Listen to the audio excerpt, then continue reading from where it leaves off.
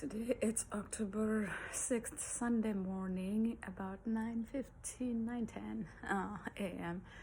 I'm just having my coffee in my one of the favorite cup. Every day is a fresh start. And I wanted to make my usual morning journal. I'll be going to the church soon and I'll meet some of my friends there. So I'm excited about that. I was just listening to Joe Dispenza, one of the Joe Dispenza videos, as I drink my coffee. And it was interesting because, I don't really think through what I'm going to speak about in these videos, but a lot of the things it's about I listen to and I learn from books and YouTube and other apps related to mindfulness and spiritual things, spiritual growth. So what I learn is what I share, and sometimes from those learning, I come up with some random ideas, and maybe my subconscious brings that or something, and then I share those. So anyway, so right before making this video, it was interesting how in that video, Joe Dispenza was talking about, sometime, especially in difficult times, we forget our purpose, and he said that to know your purpose or to remember your purpose, think of the things that you do. When you do, you lose track of time, right? You lose track of time because you like it so much. And what are the things that people come to you sometime for help with? So those are the things, because sometimes we don't see our own the ways we can help people, but people see it sometime before we see it, right? So maybe people come to you to talk to you for comfort or advice or things like that, and those are the things you can help them with.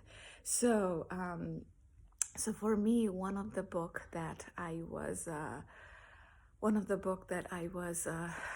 studying in this process was in that, I think I shared in one of the video in a while ago, it was that from your childhood, look through something, and I forgot the exact question, but it was like, how do you feel about something? It was like that. And I remember my response to that in my mind for the workbook that I was doing was that feeling more grateful. Oh yeah, I think the question was like, if I have a second chance of living my childhood, what would I say or do? Yes, that was the question. Now I remember. My memory. I'm in 40s. So what did you kind of tell yourself, or how do you live it? So my response to that was, and it was a one answer question, and I thought through, and my answer was that I'd be more grateful. And that answer actually surprised myself, because growing up, I grew up in India in a small town, and from U.S. perspective, it's more like living in paycheck to paycheck. So, and my dad died when I was 6 years old. He had a stroke. He went to the hospital 17 days. He never returned. So it was a shock, and back then I didn't really know, but that emotion was held inside me for a long time. And I had a loving family. I never thought it bothered me, because I had elder brothers, elder sisters, and my mom, until like late 30s. So from some event, I realized that, okay, I did have some impact, and I worked on it. And I think finally I am to a point that I worked through it. So anyway, so from some perspective, people would say, oh wow, that was a difficult childhood. From some people's perspective, they might say that people had harder times. So it all depends on the perspective. If you think of all of these big people like Tony Robbins, Jack Canfield, and others, if you read through their life, and Oprah Winfrey, nobody had easy. They had harder childhood than me, right? But they became one of the most popular uh, self-help type of people where they're inspiring millions of people, right? So it's all in perspective how we look at it. But excuse me, but anyway, where I was going with that is that from a normal human standpoint, it'll look like, okay, when I grew up, I had a little difficult, I had to go through difficult challenges and stuff like that. But it surprised me that the answer was that, yeah, I wanted to be grateful for what I had.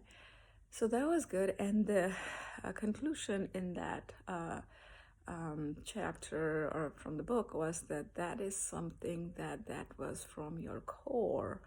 So that is something that ties in with my purpose. So that got me thinking for a while. And then I was talking about that to some of the wise people, my mentors, and then they pointed out from my life story, like how I helped with the gratitude card wall back in 2019 in a company where 100 people team that helped to spread the positivity and optimism within them, and they wanted to also share it with the rest of the company. And also what happened is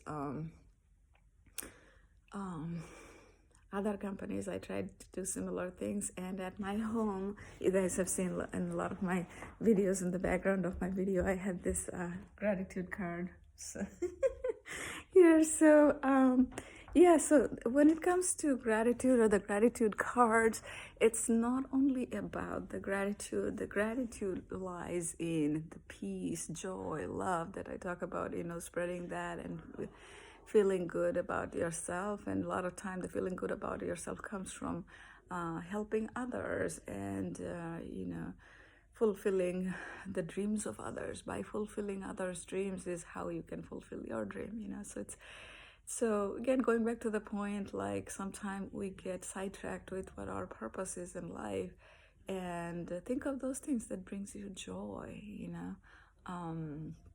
sort of like unconditional joys. Like some days if I'm sad or something, one of the way what I learned is, just send a good thought to a friend, send a good morning note, or anything. Like you haven't reached out to somebody for a while, and reach out and say that how they're doing.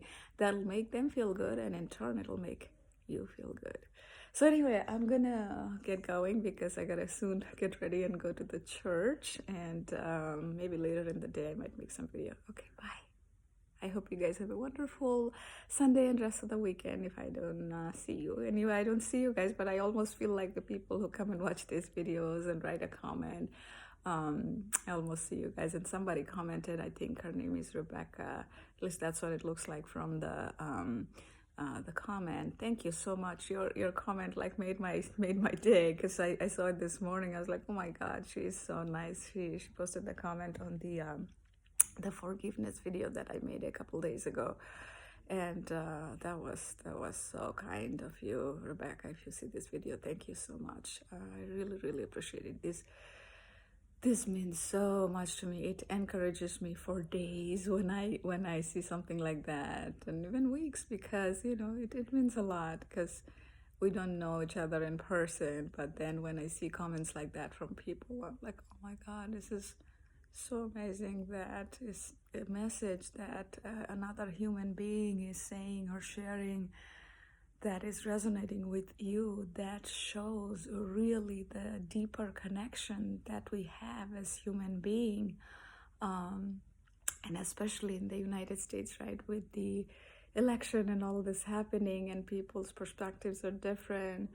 But we are, as human beings, we all crave for happiness. We are all in the pursuit of happiness, right? So it was amazing.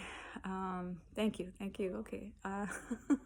Thank you for your comment. Thank you everybody for coming and watching the videos and giving thumbs up. It just makes me so happy. Take care. Bye.